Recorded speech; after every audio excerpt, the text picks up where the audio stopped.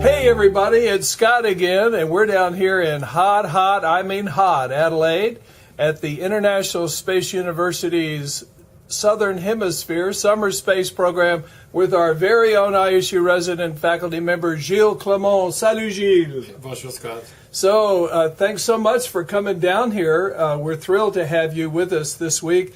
Tell us, Gilles, what's up? What kind of research work are you working on? Well, 2 days ago, the astronauts at board the ISS did our experiment, the ISU experiment. Ah, great. They have this computer that presents to them image in 3D, and they have to tell us what they perceive.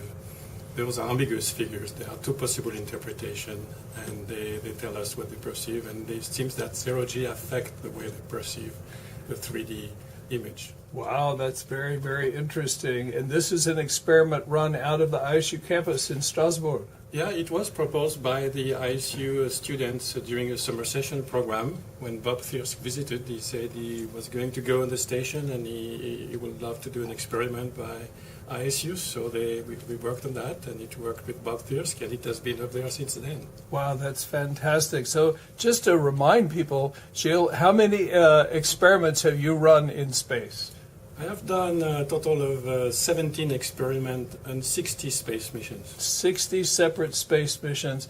And that includes what? Shuttle, station? Salute.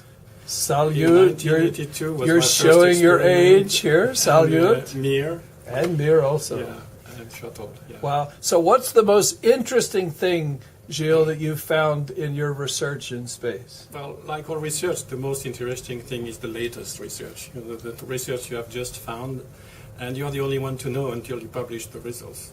You're the only one in the world to know, these results before you publish. So Gilles, tell me, how long does it usually take from when you are able to conduct an experiment in space and when it actually sees the light of day in a peer-reviewed publication?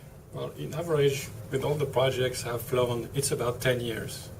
By the time you submit the proposal, it is peer-reviewed, accepted, they build the equipment, it's qualified, sent to space.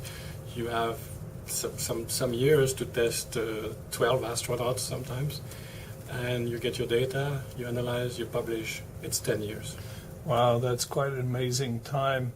And also, let me ask you, Gilles, what would you say to some young students out there who are interested in pursuing a career in this kind of space research? The first advice is be patient, and also propose many experiments. You propose one, and if it's accepted, the next year propose another one, and propose another one. And because then you'll have a list of experiments one after the other. When they start to fly, you won't have a gap of 10 years until the next one. You will have activities all the time. In addition, use all the flight opportunities available, not just space flight, but parabolic flight is a great tool. In 6 months, you fly an experiment.